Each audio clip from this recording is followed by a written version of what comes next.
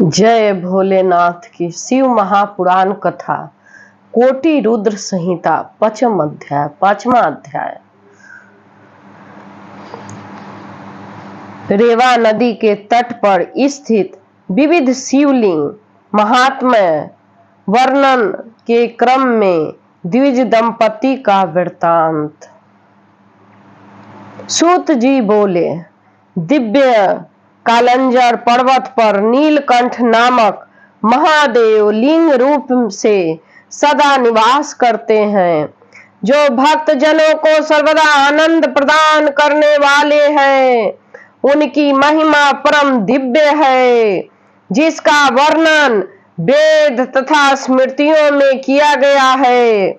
वहां पर नीलकंठ नामक तीर्थ है, जो स्नान करने से मनुष्यों के पापों को नष्ट करने वाला है। हे सुवर्तो, रेवा नदी के तट पर जितने शिवलिंग हैं, उनकी गणना नहीं की जा सकती। वे सभी सब प्रकार के सुख देने वाले हैं। साक्षात रुद्र स्वरूप वह रेवा दर्शन मात्र से पापों का नाश करने वाली है, और उसमें जो भी पाषाण स्थित है वे शिव स्वरूप है। फिर भी हे मुनि, भोग एवं मोक्ष को देने वाले प्रधान शिवलिंग का वर्णन यथोचित रूप से कर रहा हूँ। वहां आतेश्वर नामक लिंग है, जो सभी पापों को दूर करने वाला है। इसी प्रकार परमेश्वर एवं सिंहेश्वर नामक लिंग भी कहे गए हैं। इसी प्रकार वहां पर सर्मेश्वर, कुमारेश्वर, पुंडरीकेश्वर एवं मंडपेश्वर नामक लिंग भी है। वहां नर्मदा नदी के किनारे दर्शन मात्र से पाप को नष्ट करने वाला तीक्ष्णेश्वर नामक लिंग है, तथा पाप को दूर करने वाला धुंधुरेश्वर नामक लिंग भी है। शूलेश्वर, कुंभेश्वर, कुबरेश्वर तथा सोमेश्वर नामक लिंग भी प्रसिद्ध है। नीलकंठ तथा मंगलेश तो महामंगल के स्थान ही है। महाटपीश्वर महादेव की स्थापना स्वयं हनुमान जी ने की थी।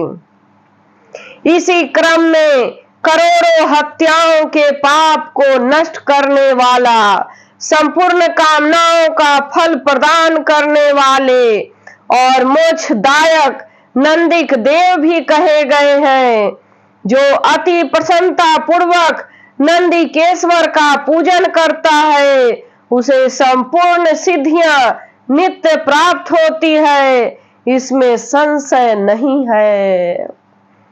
हे श्रेष्ठ मुनि, वहां रेवा नदी के तट पर जो स्नान करता है, उसकी समस्त इच्छाएं पूर्ण हो जाती है तथा उसके सारे पाप नष्ट हो जाते हैं। ऋषिगण बोले, उस नंदिकेश्वर लिंग का ऐसा महात्म्य क्यों है? आप इस समय कृपा करके उसे बताइए। सूत जी बोले, हे ऋषियों, आप लोग ने बड़ा उत्तम प्रश्न किया। इस विषय में मैंने जैसा सुना है वैसा कह रहा हूँ। शौनक आदि आप सभी मुनि लोग आदर पूर्वक सुनिए।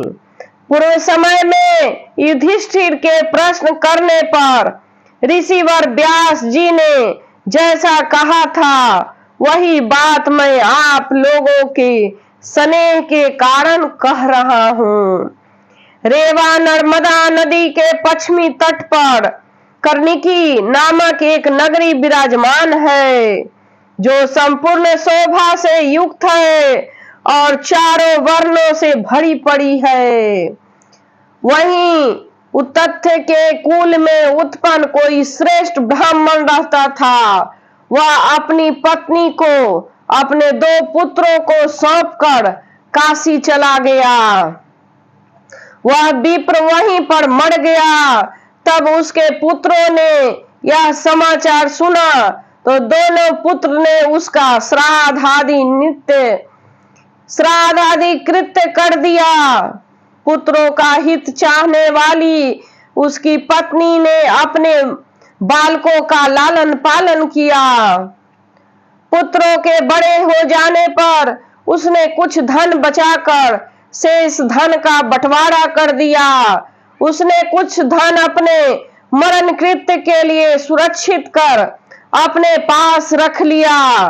कुछ समय बीतने पर मरणासन होने पर उस ब्राह्मणी ने अनेक प्रकार के पुण्य कार्य किए, किंतु हे द्विजो, दैव योग से वह ब्राह्मणी मरी नहीं।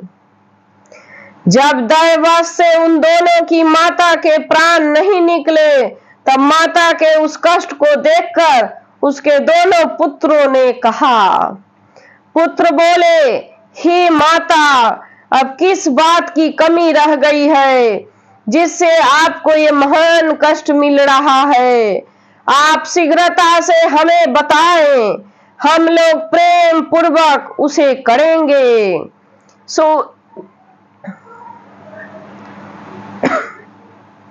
सूत जी बोले। यह सुनकर माता ने कहा कि कमी तो बहुत रह गई है, किंतु यदि तुम लोग उसे पूरा करो तो सुख पूर्वक मेरी मृत्यु हो सकती है।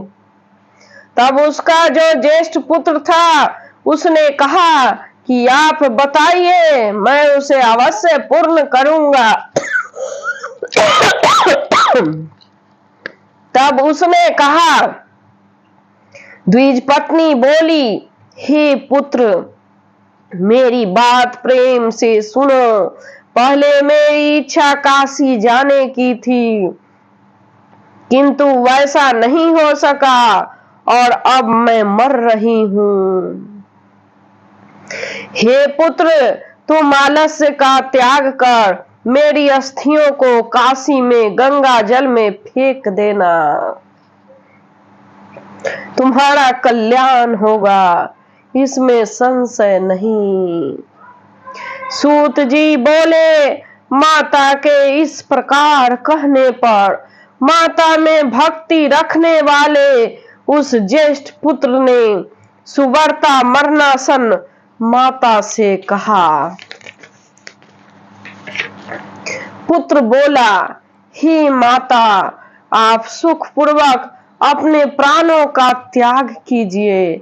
मैं सर्वप्रथम आपका कार्य करने के बाद ही अपना काम करूंगा, इसमें संशय नहीं है। इसके बाद अपनी माता के हाथ में जल देकर जे ही पुत्र घर गया, तभी वह शिव जी का ध्यान करती हुई वहां मर गई।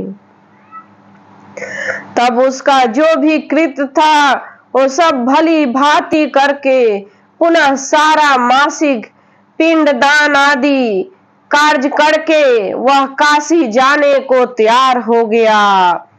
दोनों में ज्येष्ठ पुत्र जो सुवाद नाम से प्रसिद्ध था, वह उसकी अस्थियों को लेकर तीर्थ के कामना से निकल पड़ा। श्रद्धा, श्राद्ध, दान तथा ब्राह्मण भोजन आदि उत्तम विधि संपन्न कर अपनी भार्या और पुत्रों को आश्वासन देकर माता का हित करने की इच्छा से किसी सेवक को बुलाकर उसी के साथ मंगल स्मरण करके वह द्विज घर से चल दिया। उस दिन उसके 1 योजन चलकर सूर्यास्त होने पर किसी विंसती नामक शुभ ग्राम में किसी ब्राह्मण के घर में निवास किया। उसके बाद उस द्विज ने विधि पूर्वक स्नान, ध्यान आदि सत्कर्म किया और अद्भुत क्रियाकलाप वाले शंकर की स्तुति आदि की। इस प्रकार सेवक के सहित वह ब्राह्मण वहां रुका रहा और 2 मुहूर्त भर रात बीत गई। हे मुनियों, इसी बीच वहां जो आश्चर्यमयी घटना घटी उसे आप लोग आदर पूर्वक सुनिए। मैं आप लोगों को बता रहा हूँ। जय भोलेनाथ की। कोटि रुद्र संहिता 5म अध्याय समाप्त। कथा सुनकर कमेंट बॉक्स में ओम नमः शिवाय लिखकर असीम भक्ति प्राप्त करे, भोलेनाथ की भक्ति प्राप्त करे। जय भोलेनाथ की जय।